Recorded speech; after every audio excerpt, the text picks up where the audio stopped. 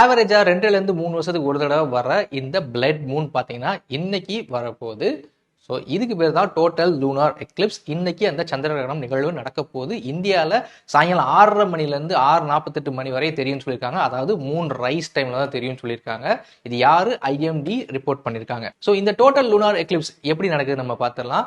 Sun, earth, Moon இந்த மூணுக்கும் நடக்கிற ரிலேட்டிவ் மோஷன் அப்போ எர்த் பாத்தீங்கன்னா சன்னுக்கும் மூணுக்கும் நடுவுல வரும். சன்னோடைய லைட் பாத்தீங்கன்னா எர்த் தடுத்துரும். அதனால எர்த்தோடைய ஷேடோ ரீஜன்ல மூணு கிராஸ் ஆகிறப்போ சன்னோடைய ரேஸ் இருக்கு இல்லையா, எர்த்தோட அட்மாஸ்பியர்ல பாஸ் ஆகி போறப்ப ரெட் கலர் லைட் பாத்தீங்கன்னா அதுக்கு மினிமம் ஸ்கேட்டரிங் பவர் தான் இருக்கு. அதனால அந்த ரெட் கலர் லைட் மூன் மேல கேஸ்ட் ஆகும். அதனால அந்த மூன் பாத்தீங்கன்னா ரெட் கலர்ல தெரியும்.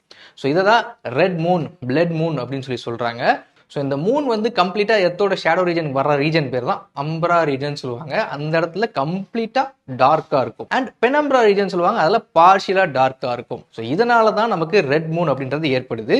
இது ஒரு நேச்சுரல் ஃபினாமினன். இன்னைக்கு இந்த டோட்டல் லூனார் எக்லிப்ஸ் இந்தியாவில் பல இடங்கள்ல தெரியும்னு சொல்லியிருக்காங்க. அதுவும் குறிப்பா north eastern and Andaman Nicobar ஐலாண்ட்ல நல்லாவே தெரியும் அப்படின்னு சொல்லியிருக்காங்க.